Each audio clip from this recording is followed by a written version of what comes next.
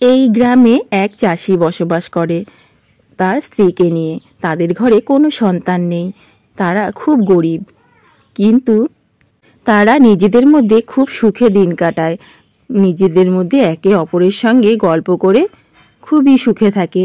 ঠিক তেমনই একদিন সকালবেলায় বসে বসে গল্প করছিল চাষি ও তার বউ। এমন সময় আকাশ থেকে এক পরী উড়ে উড়ে যাচ্ছিল আর ওপর থেকে নিচটা দেখছিল। বাহ, ওপর থেকে নিচটা কি অসাধারণ লাগে, কি সুন্দর লাগছে। আমার তো মনে হয় নিচে গিয়েই আমি বসবাস শুরু করে দিই। ওখানে তো দেখছি দুজন বসে গল্প করছে, আমি একবার গিয়ে দেখব ওরা কি গল্প করে। যাই, গিয়ে শুনি তো ওরা কি গল্প করে। ওদের দেখে মনে হচ্ছে ওরা ভারী সুখে আছে। তারপর পরীটি উড়ে উড়ে ওই চাষির বাড়ির চালে গিয়ে বসলো আর বসে গল্প শুনতে লাগলো তারা কি গল্প করছে।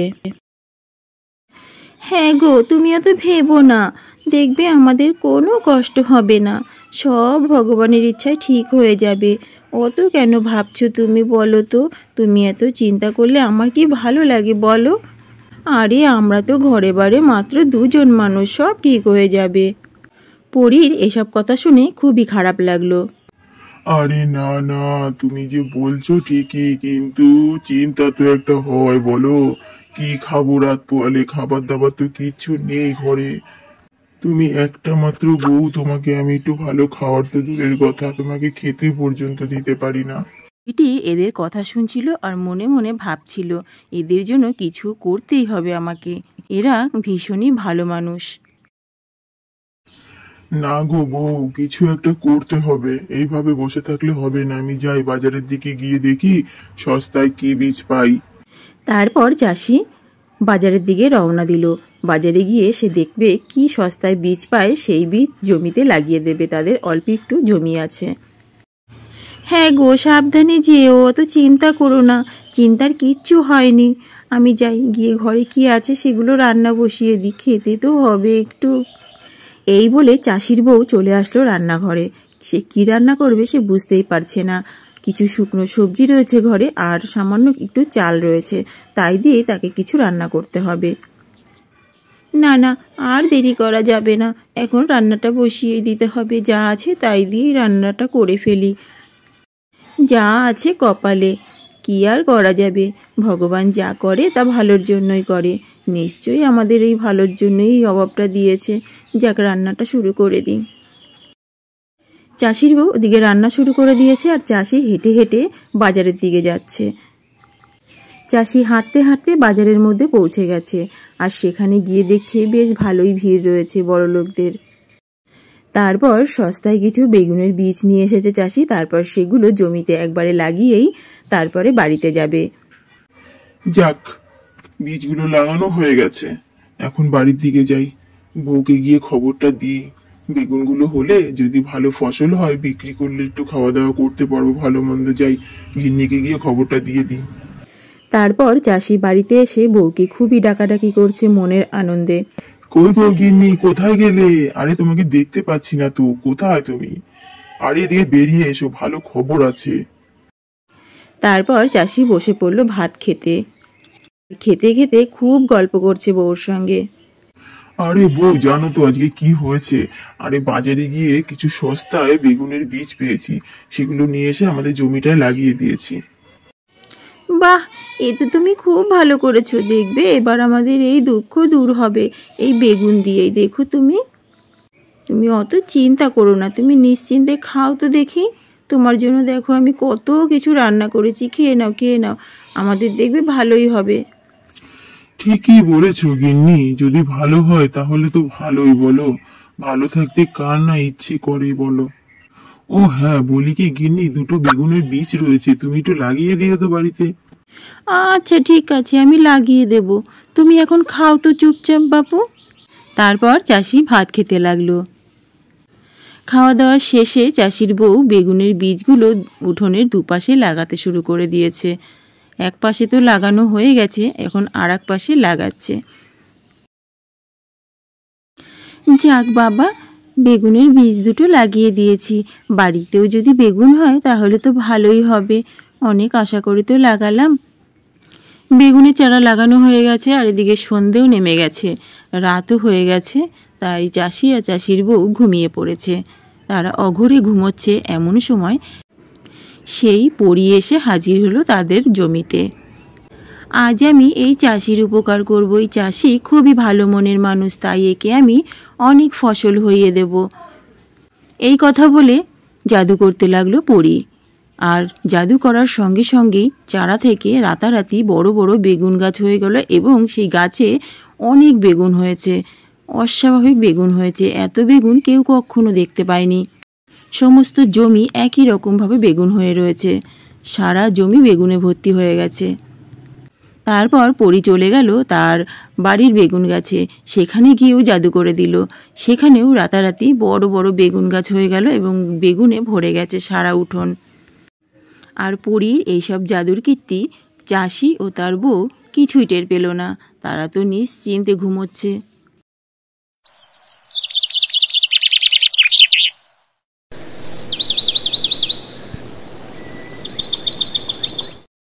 সকাল হয়ে গেছে, চাষির বউ ঘুম থেকে উঠে পড়েছে, চাষি এখনো ঘুম থেকে ওঠেনি। ধর কি তাড়াতাড়ি সকাল হয়ে যায়, ঘুমই ভাঙে না। এত তাড়াতাড়ি কেন সকাল হয়? আর একটু রাত থাকতে পারে না? না, এবার উঠতেই হবে। কি গো, উঠে পড়ো, সকাল হয়ে গেছে তো, ওঠো, তাড়াতাড়ি ওঠো। এই বলে চাষির বউ বেরিয়ে পড়ল ঘর থেকে। চাষির বউ বাইরে বেরোতেই ভীষণই অবাক হয়ে গেল। দেখতে পাচ্ছে তার উঠোনে সে কাল বিকেলে যে দুটো বেগুন গাছ লাগিয়েছিল, সেই বেগুন গাছগুলো বিশাল বড় হয়ে গেছে এবং তাতে অনেক বেগুন ধরেছে। এ বাবা, এটা কি করে সম্ভব? এত বেগুন কি করে হলো? আমি তো কালই লাগালাম। এটা আবার কখনো সম্ভব হয় নাকি? আর একটা গাছে এত বেগুন হয়? বাবা, এই কে গো, তাড়াতাড়ি উঠে এসো, দেখো কি কাণ্ড হয়েছে আমাদের উঠোনে। তাড়াতাড়ি আসো, দেখতে পাবে। চাষির বউয়ের এসব দেখে খুব আনন্দ হচ্ছে মনে মনে। এবার বোধহয় তারা বড়লোক হয়ে গেল। তারপর চাষিও চলে আসলো ঘুম থেকে উঠে, আর এসে ভীষণ অবাক হয়ে গেল। বাহ গিন্নি, এ তো ভারী মজার বিষয়। কি করে হলো রাতারাতি এত বড় বেগুন গাছ? চলো তো আমাদের জমিগুলো তো দেখে আসি, কি হলো ওখানে।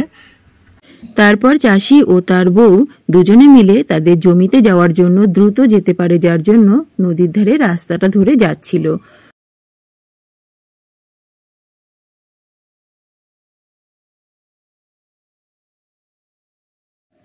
তারপর পেছন পেছন পরীও আসতে লাগলো।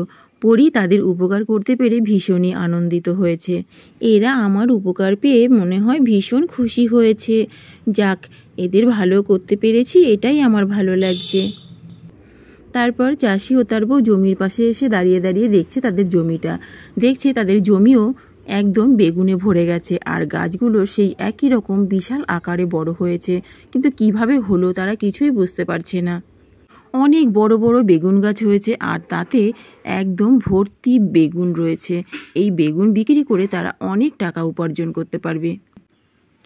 দেখেছো, আমি তোমাকে বলেছিলাম না, ভগবান যা করে ভালোর জন্যই করে। দেখলে তো, তুমি তো কি চিন্তা করছিলে। দেখবে এই বেগুন বেচে আমরা বড়লোক হয়ে যাব। তারপর চাষির বউ বেগুন বাগানের মধ্যে গিয়ে খুবই মজা করছিল। একবার এদিক একবার ওদিক ঘুরে ঘুরে দেখছিল, খুবই আনন্দ পাচ্ছিল। হে হে, আমার কি ভালো লাগছে জানো তো। এত বেগুন আমি কখনো দেখিনি। এত সুন্দর বেগুন হতে পারে? ভর্তি হয়ে গেছে গাছে, দেখো একটা ডালও ফাঁকা নেই। কি সুন্দর বেগুন হয়েছে। তারপর চাষি সেই বেগুন বেচে অনেক টাকা উপার্জন করেছে, আর সেই টাকা সামনে রেখে দুজনে মিলে কথা বলছিল। বলি গিন্নি, তোমার কথাটাই ঠিক হলো জানো। তুমি বলতে না, ঠাকুর যা করে মঙ্গলের জন্যই করে। আজ মঙ্গলের জন্যই এত টাকা পেয়েছি। পরী সেই কথাগুলো ওপর থেকে শুনছিল আর খুবই খুশি হচ্ছিল। যাক, আমি ঠিক লোকেই উপকার করেছি। টাকা পাওয়ার পরেও ভগবানের নাম করছে। বেশ ভালোই লোকগুলো। গিন্নি বলি কি, এই টাকাগুলো ফালতু খরচ করা যাবে না জানো তো। আমাদের কি অভাব ছিল বলো তো, সেটা ভুলে গেলে চলবে না। আগে একটা থাকার জন্য ভালো বাড়ি করতে হবে, ফালতু টাকা খরচ করলে চলবে না। পরীটি তাদের সিদ্ধান্ত শুনে খুবই খুশি হয়ে চলে গেল। হ্যাঁ গো, ঠিকই বলেছ, এই টাকাগুলো ফালতু খরচ করা যাবে না। খুব বিশেষ কাজেই খরচ করতে হবে, কারণ ভগবান টাকা পয়সা দিয়ে মানুষের মন পরীক্ষা করে। আমাদেরও তো মন পরীক্ষা করতে পারে, তাই আমরা ফালতু খরচ করব না, আগে একটা বাড়ি করব। তারপর চাষি সেই টাকা দিয়ে সুন্দর একটা বাড়ি করেছে, আর সেটা দেখে চাষির বউ খুব খুশি হয়ে গেছে, খুবই আনন্দ পেয়েছে। তারা এতদিন একটা ভালো বাড়িতে থাকবে। তাহলে বন্ধুরা, আজকের গল্পটি এই পর্যন্তই। তোমাদের এই গল্পটি কেমন লাগলো সেটা কমেন্ট করে জানাতে ভুলো না। টাটা, দেখা হবে আবার নতুন কোনো ভিডিওতে। ভালো থেকো, সুস্থ থেকো।